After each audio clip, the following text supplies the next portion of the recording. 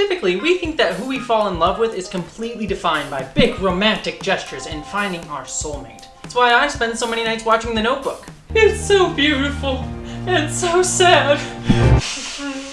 But historically, the selection of romantic partners has often been restricted by social values and prejudice. Movies, family members, schools, and other institutions all give us messages about who we should or shouldn't date. For example, we learn things like being skinny is sexy, or being rich is desired. These messages, while also influencing how we think about ourselves, also start to inform what we look for in a partner. We start to build an internalized sense that someone who looks over a certain weight, or who has too little money, or is a different skin color, or who isn't Ryan Gosling may be less acceptable dating partners than others. Okay, that last one is mostly mine, but still. Some people are more influenced by specific societal messages than others, but all of us are influenced in some way or another. So, if we accept that social values can have an influence on who we want to date, what might that mean for transgender people?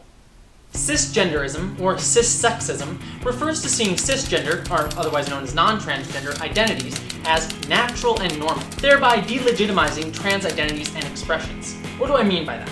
In society, we tend to say that not being trans is normal, and being trans is abnormal. Now, on the surface, this may make sense. Population-wise, there are way fewer trans people than there are cisgender people. But what starts to become intertwined with this statistical descriptor of normal is a value judgment. When you say something is normal, like cisgender, it starts to get equated with being more desirable or better, instead of just more common. But it's not. Being cisgender isn't better or worse than being transgender. It's just different, and admittedly, more common. Yet, while trans people have become more accepted in North America within the past decade or so, this cisgenderist attitude of seeing transgender people as less desirable still leads to discrimination against trans people within society, in everything from the military to employment to housing. But there's more to life than employment and housing. Recently, researchers Dr. Karen Blair and Dr. Rhea Hoskin asked, might cisgenderism also affect who we consider to be acceptable dating partners? Their paper, Transgender Exclusion from the World of Dating, Patterns of Acceptance and Rejection of Hypothetical Trans Dating Partners as a Function of Sexual and Gender Identity, catchy title, rolls right off the tongue, examined the response patterns of cisgender and transgender individuals with varied sexual identities to examine the question of which genders they would be willing to date in a future hypothetical relationship.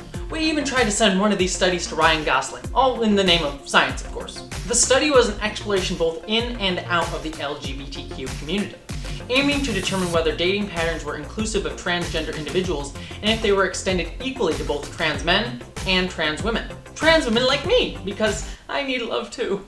The majority of the 958 participants identified as cisgender women, followed by cisgender men, trans women, non-binary, and trans men. And sadly, no movie stars named Ryan. The participants indicated their self-reported sexual identities, with 24.4% indicating gay or lesbian, 63.5% indicating heterosexual or straight, and 12.2% indicated bisexual, queer, or two-spirit.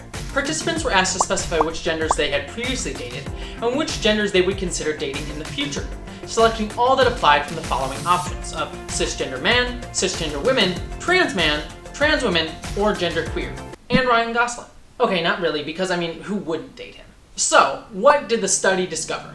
Well, results found that overall, 87.5% did not select a trans person as someone they would consider dating, and 12.5% responded they would consider dating a trans person. Those that indicated they would consider dating a trans person were older, more likely to have a university degree, and resided outside of Canada. They were also more likely to identify as queer, bisexual, or two-spirit. And heterosexual men and women were the least likely to indicate a willingness to date a trans person. So, 87.5% is a lot. But let's talk specifically about the 12.5% who said they would date a trans person. The researchers found that 40% of this group indicated that they were only willing to date a trans man, while 13.3% indicated that they were only willing to date a trans woman.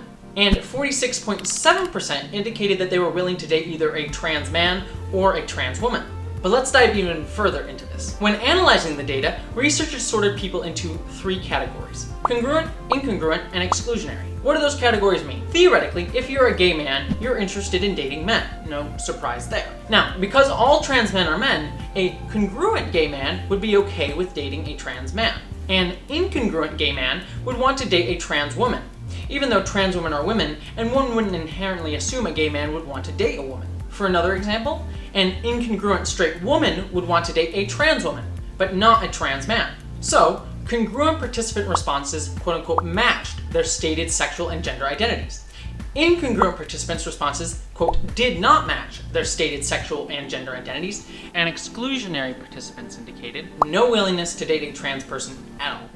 Now, just to make clear, the terms congruent and incongruent are not meant to judge someone's preference. We're not saying someone who is labeled incongruent by the study is wrong or bad. If you're a lesbian woman who wants to date trans men, that's 100% awesome. You're allowed to like who you like and identify how you feel most comfortable. The study just used these admittedly imperfect terms to try to categorize their findings.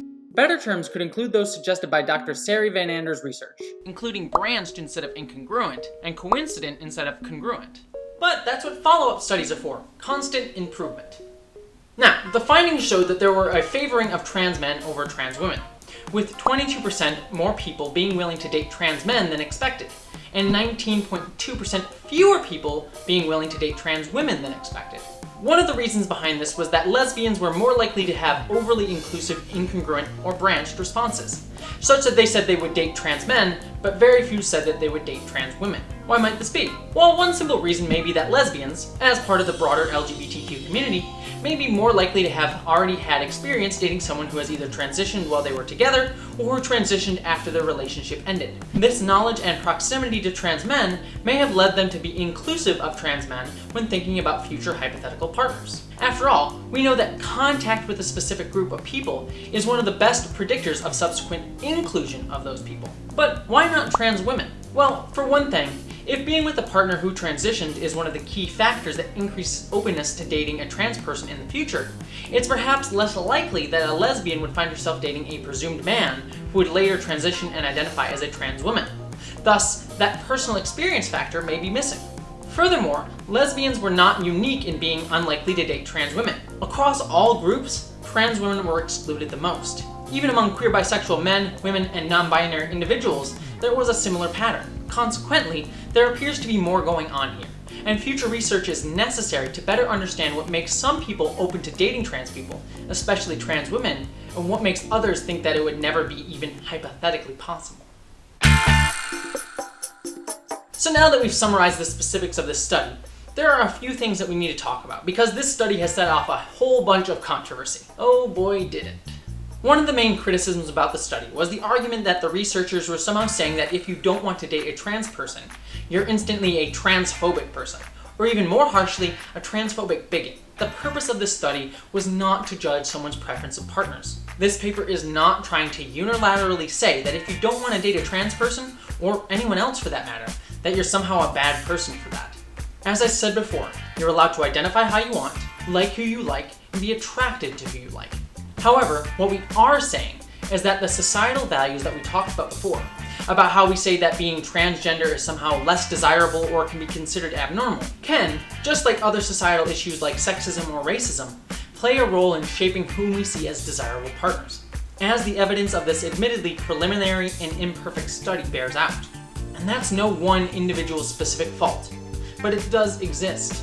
For the most part, transphobia does not mean that you hate transgender people or are somehow trying to attack them, although it certainly can. But for the most of us, we all harbor some feelings of transphobia, even within the transgender community. I know that I harbored and still harbor some transphobic feelings. That's just how I was raised, and I'm trying to learn and grow from it. The messages from society about trans people may influence how you think about them, regardless of if you're conscious of it or not. That doesn't make you a bad person, or say that you're bad for not wanting to date a trans person. What it does mean is that if you don't want to date a trans person, maybe it's worthwhile to ask yourself why you feel that way, and about where those feelings come from. I and this study's researchers believe that this is an issue that needs to be discussed openly and honestly, not ignored, because only then can we fix it. This study both instigated and became a part of a larger conversation, one that we think is necessary and hope leads to more understanding, learning, and ultimately greater acceptance of the trans community.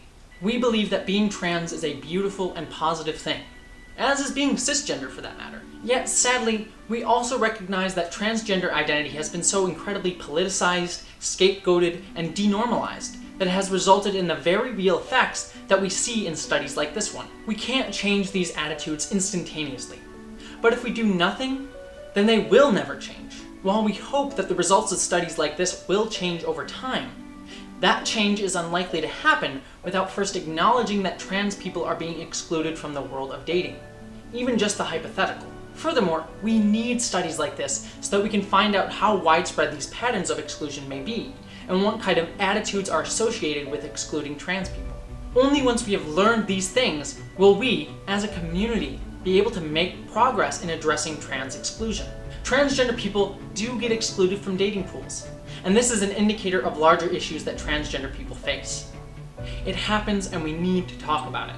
I also know, on a very personal level, that seeing results like this can be scary for a lot of trans people out there. Especially young trans people, or trans people who haven't come out yet. No one wants to see that to live as your true self might mean you are somehow seen as less desirable as a partner. You and everyone deserve to have love in your life. But for any trans person out there who feels scared that they won't find someone who loves them, know that this is far, far from true. Who you are, who you truly are, from what we see on the outside to deep in your heart, is beautiful. 87.5% of people may seem like a big number, but recontextualizing that, 12.5%, the number of people willing to date trans people, is actually larger than the estimated number of people in the transgender population. A fact that was noted by one of the KLB Research's kind donators, Kay Brown. Meaning that, at least as indicated by this study, there are more people willing to date trans people than there are trans people. So that's somewhat reassuring. That doesn't mean that we shouldn't be looking at the larger issues at play, and what role cisgenderism plays in the exclusion of trans people in dating pools, as well as what it could mean for those who are included as well. So, to every transgender person, it is important to know that there are always going to be people and communities out there who see your beauty and will love and care about you. I and the creators of this study are some of them. Thanks so much for watching. If you want to see more videos like this, give this channel a subscribe. And if you want to support more LGBTQ focused research, consider giving to KLB Research's Patreon page. The link is below. And if you want to support me specifically making videos like this where I make fun of myself, consider checking out my own Just Gender Patreon page or my YouTube page. See you next time. I'm gonna go watch another Ryan Gosling movie.